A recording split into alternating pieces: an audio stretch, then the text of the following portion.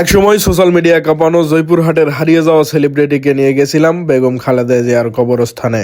কে সে এবং বর্তমান জিয়া উদ্যানের অবস্থা কি, এটি দেখতে হলে পুরো ভিডিওতে সাথেই থাকুন।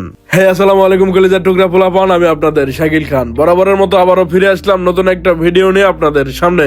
শহরের যান্ত্রিকতা থেকে মুক্তি পেতে আমরা তিন বন্ধু মিলে গেছিলাম চন্দ্রিমা উদ্যান অথবা জিয়া উদ্যান, যে যেভাবে চিনে। ভেবেছিলাম এই সুন্দর ঠান্ডা ঠান্ডা ভাব আর শীতল আবহাওয়ায় মনটা অনেক ফ্রেশ হয়ে যাবে, কিন্তু পার্কে পা রাখতে আমাদের অভিজ্ঞতার ঝুলিটা অন্যরকম কিছু গল্পে ভরে গেল।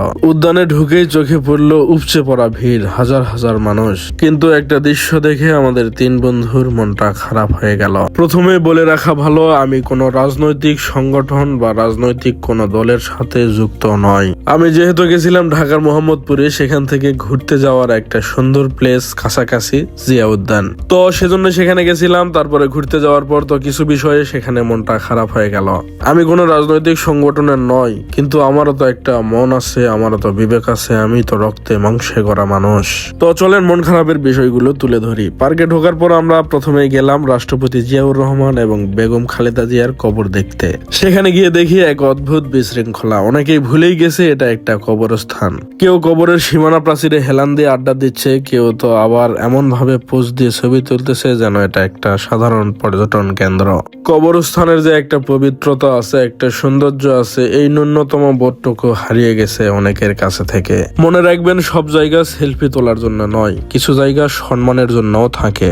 যাই হোক, ভয়েস ওভার দিতে দিতে আমার ওই দৃশ্যর কথা মনে পড়ে মেজাজটা গরম হয়ে গেছে। তো এবার আসি অন্য টপিকে। পুরো পার্ক ঘুরে একটা জিনিসই অবজার্ভ করলাম, এখানে সিঙ্গেল যাওয়াটাও অনেকটা অপরাধের মতো। গাছের নিচে, লেকের পারে, ঘাসের উপরে, ব্রিজের উপরে, আপনি যেখানে যেদিকে তাকাবেন সেদিকে শুধু জোড়ায় জোড়ায় কাপল। আমরা তিন বন্ধু যখন তাদের পাশে দিয়ে যাচ্ছিলাম, মনে হচ্ছিল আমরা যেন কোনো ভিনদেশি প্রাণী। পুরো পার্ক জুড়ে মনে হয় আমরা একমাত্র সিঙ্গেল ঘুরতেছিলাম আর আড্ডা দিচ্ছিলাম। ঘুরতে ঘুরতে মাঝে মাঝে মনে হচ্ছিল আমাদের এই একাকিত্ব দেখে কাপলরাও হয়তো আমাদের করুণা করতেছিল। তবে হাজারো কাপলের ভিড় আর মানুষের অসচেতনতার মাঝেও আমাদের তিন বন্ধুর আড্ডাটা যেন ছিল জম্পেশ। আমরা নিজেরাই নিজেদের মাঝে আনন্দ খুঁজে নিয়েছিলাম। আসলে ঘুরে বেড়ানোর সুন্দর জায়গার থেকে বেশি ডিপেন্ড করে আপনার সঙ্গে কে আছে, আপনি কার সঙ্গে ঘুরতে গেছেন সেই সঙ্গীর উপর।